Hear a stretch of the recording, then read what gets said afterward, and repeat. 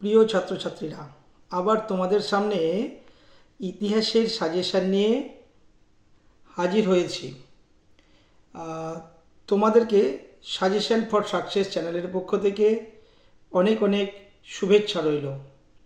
তো আজকে ইতিহাসের কতগুলো গুরুত্বপূর্ণ প্রশ্ন নিয়ে আমরা আলোচনা করব। তার আগে একটু বলি, আমাদের এই চ্যানেলে যেসব সাজেশানগুলো পোস্ট করা হয়েছে তোমরা একবার প্রশ্নের সঙ্গে মিলিয়ে দেখে নেবে।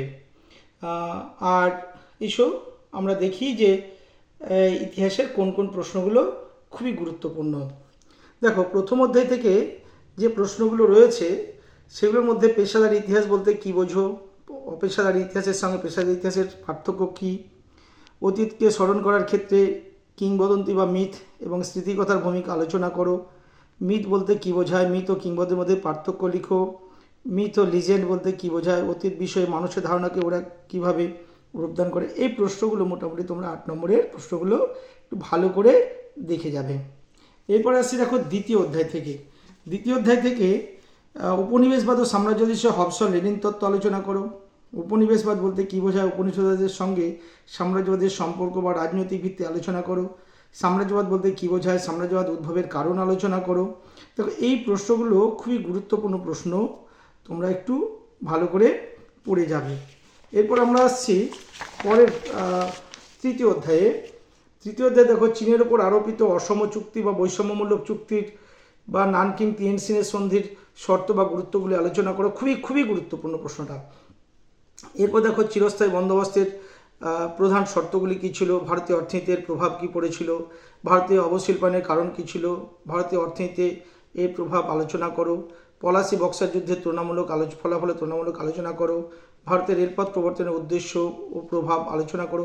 এই প্রশ্নগুলো মোটামুটি তোমরা ভালো করে দেখে রাখবে। এরপর দেখো চতুর্থ অধ্যায় বলছি, একজন সমাজ সংস্কারক হিসাবে বা শিক্ষা সংস্কারক হিসাবে রাজা রামমোহন রায়ের অবদান মূল্যায়ন করা। খুবই খুবই গুরুত্বপূর্ণ প্রশ্ন। সৈয়দ আহমদ, আলিগড় আন্দোলন, সংক্ষিপ্ত পরিচয় দাও, বাংলা নবজানের প্রকৃতি আলোচনা করো এবং এর সীমাবদ্ধতা লিখো। এবার পরের চ্যাপ্টারে দেখো, পরের এই চ্যাপ্টারেরই কিছু প্রশ্ন আরও আছে, তোমরা একটু, যেমন ব্রিটিশ শাসনকালে আদিবাসী ও দলিত আন্দোলন সম্পর্কে বিবরণ দাও। চীনের চৌঠামে আন্দোলনের কারণ বিশ্লেষণ করো এবং এই আন্দোলনের প্রভাব আলোচনা করো। খুবই গুরুত্বপূর্ণ। চীনের চৌঠামে তোমরা পড়ো, অবশ্যই আশা করি প্রশ্নটা পেয়ে যাবে তোমরা। এবার দেখো পঞ্চম অধ্যায়তে বলছি 1919-এর ভারত শাসন আইনের বা মন্টেগু চেমসফোর্ড শাসন সংস্কার আইনের বৈশিষ্ট্য বা শর্ত বা ত্রুটিগুলি আলোচনা করে। এটা এটা এটা পেয়ে যাবে, আমরা আশা করি পেয়ে যাবে তোমরা এটা।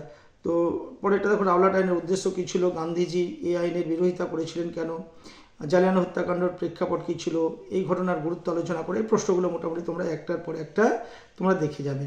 দেখো প্রশ্নগুলো এই প্রশ্ন, বাংলা 1943 খ্রিস্টাব্দের বা 50-এ মন্বন্তর বা দুর্ভিক্ষের কারণ কী ছিল, এই ব্যাপারে ব্রিটিশ সরকারের ভূমিকা কী ছিল, কোন পরিস্থিতিতে মিরাট ষড়যন্ত্র মামলা শুরু হয়েছিল, এর ফলাফল কী হয়েছিল, লখনৌ চুক্তির শর্ত কী ছিল, এই চুক্তির গুরুত্ব কী ছিল।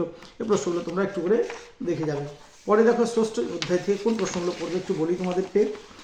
ভারতের স্বাধীনতা সংগ্রামের ইতিহাসে নেতাজি সুভাষচন্দ্র বসুর আজাদ হিন্দ ফৌজের অবদান আলোচনা করো। 1942-এ ভারত ছাড় আন্দোলনের পটভূমি অগ্রগতি বা গুরুত্ব বা ভারত ছাড় আন্দোলন সম্পর্কে নিবন্ধ লিখো। ভারত ছাড় আন্দোলনের ঐতিহাসিক তাৎপর্য ব্যাখ্যা করো। এই আন্দোলনে মহিলাদের অংশগ্রহণ সম্পর্কে আলোচনা করো। এই প্রশ্নগুলো মোটামুটি তোমরা দেখে রাখবে। সপ্তম অধ্যায় থেকে দেখো সুয়েজ সংকটের সংক্ষিপ্ত পরিচয় দাও।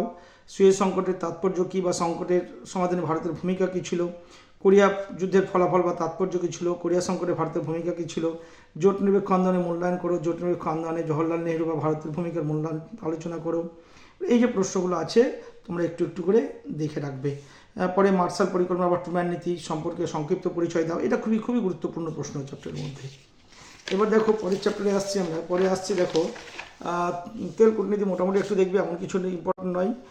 তবে অষ্টম অধ্যায় থেকে দেখো বাংলাদেশের মুক্তিযুদ্ধের সংক্ষিপ্ত পরিচয় দাও। এই যুদ্ধে ভারতের ভূমিকা কী ছিল, স্বাধীন বাংলাদেশের উত্থানে শেখ মুজিবুর রহমানের ভূমিকা কী ছিল, অপনিবেশকরণ বলতে কী বোঝায়, এর সামাজিক বা রাজনৈতিক অর্থনৈতিক ভিত্তি ব্যাখ্যা করো। স্বাধীন ভারতের প্রথম 3টি পঞ্চবার্ষিকী পরিকল্পনার লক্ষ্য গুরুত্ব আলোচনা করো। পাকিস্তানের আইন শাসন কাঠামোর পরিচালনা আলোচনা করো। এইসব প্রশ্নগুলো তোমরা দেখে রাখবে। আর একটা কথা বলি, আশা করি খুব কমন পেয়ে যাবে। তোমরা এই প্রশ্নগুলো পরবর্তীকালে যাচাই করে দেখবে।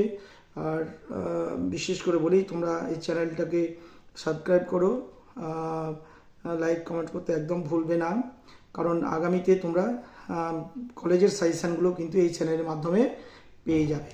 তো তোমাদেরকে শুভেচ্ছা রইলো। আর সবশেষে বলি যে তোমাদের পরীক্ষা কেমন হলো অবশ্যই তোমরা কমেন্টস বক্সের মাধ্যমে জানিয়ে দিও।